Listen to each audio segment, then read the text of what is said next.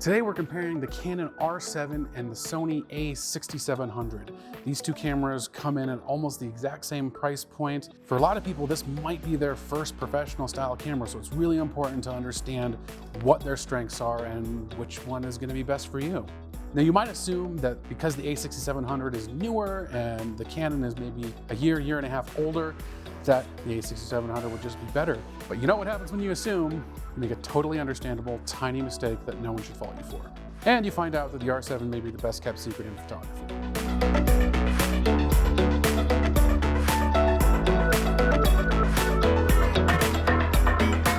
Okay, before we get into it, don't forget to like this video, subscribe to the channel for more camera comparisons.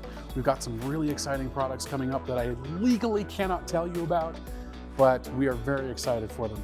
We're also planning on some potential giveaways to YouTube subscribers, so definitely stay tuned for that. Okay, so let's jump into it.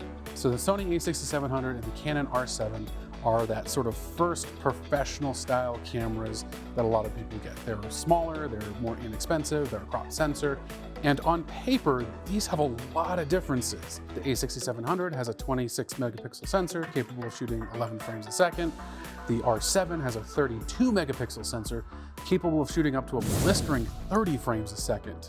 And so a lot of what we're going to talk about is largely related to their individual sensors. And it was the first place that I made an assumption that was completely understandable, utterly logical, but wrong. So let's get into a little science.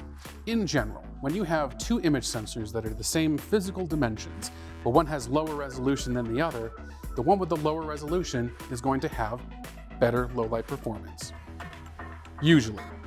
The reason for this is because there are fewer actual pixels, the actual photodiodes that the light comes into are bigger and so therefore can take in more light at any given time.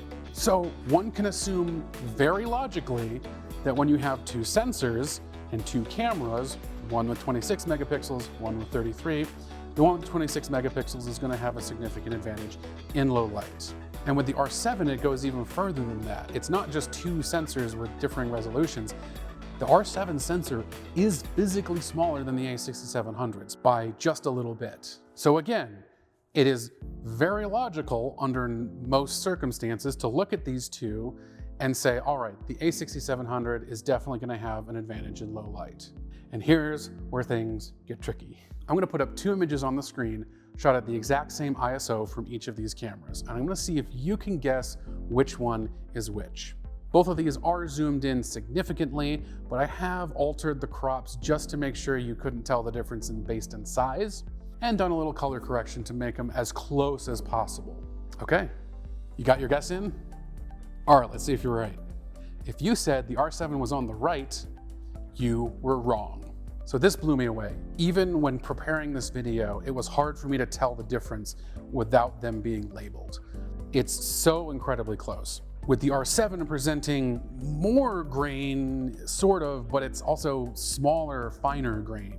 And given how minor these differences are, I am a little bit worried that it's going to be hard to tell on YouTube, which, if anything, cements the idea that the R7 is the better choice, because most of what people do ends up on the internet. Not a lot of us, even professional photographers, are printing things.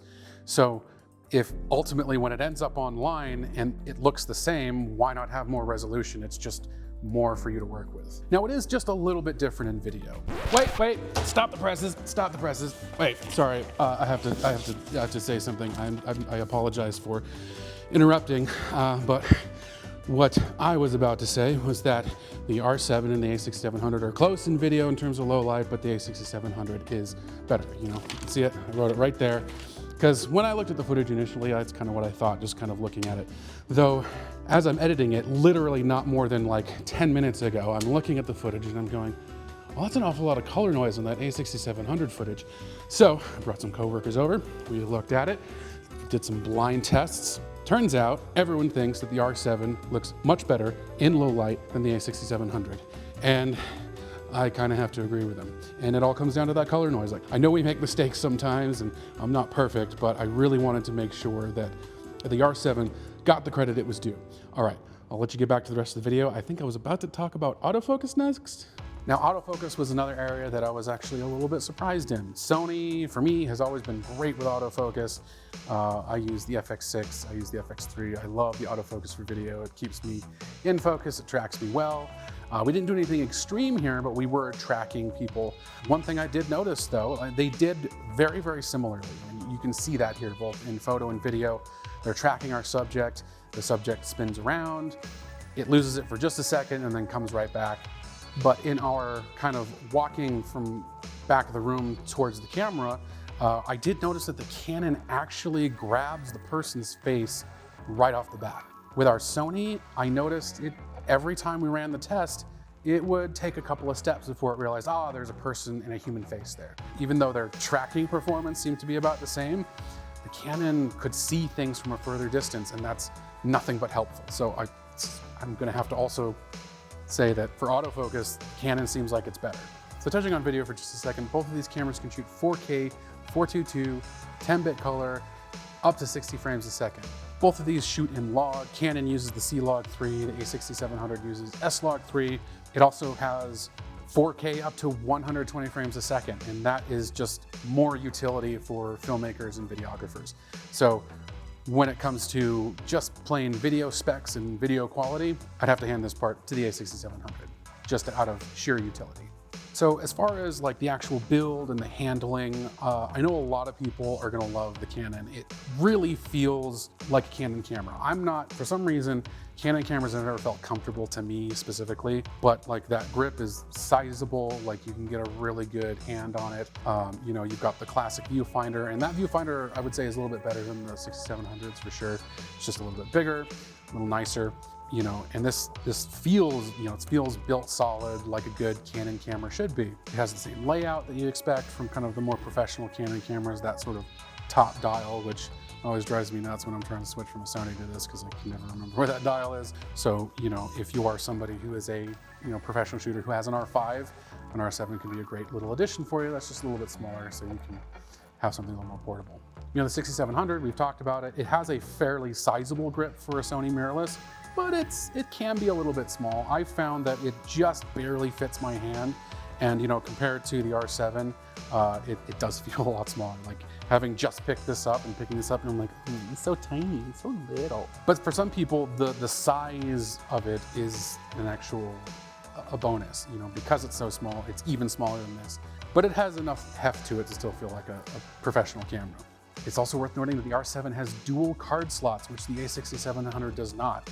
It's a little surprising they didn't have it, to be entirely honest. But as far as like who has the best handling, like it's kind of personal preference, but for more serious shooters, the R7 is gonna be really handy. You've got 2 card slots, you've got the nice size that's plenty big.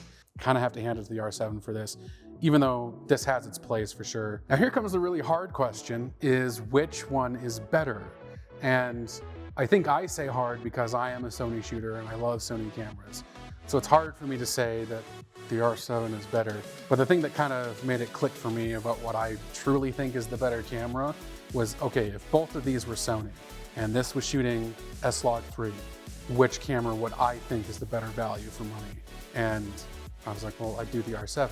You're getting this seemingly better autofocus performance, you're getting higher resolution with not much of a trade-off in terms of low light, you're getting faster burst rates, you're getting all of that. So if you're a photographer who also wants to do video, but mostly you're in it for the photography, the R7 is gonna be great for you. It's gonna work well in sports, it's gonna work well in, wildlife photography and just general photography. You've got 30 megapixels, that's more than plenty. If you are mostly a video shooter who wants to have as good a video camera as you can get, the a6700 is gonna have more utility. It still takes great photos, and both of these guys do very, very well with their photos. Honestly, the Canon R7 is an incredible little camera that I didn't know much about until I started doing this comparison.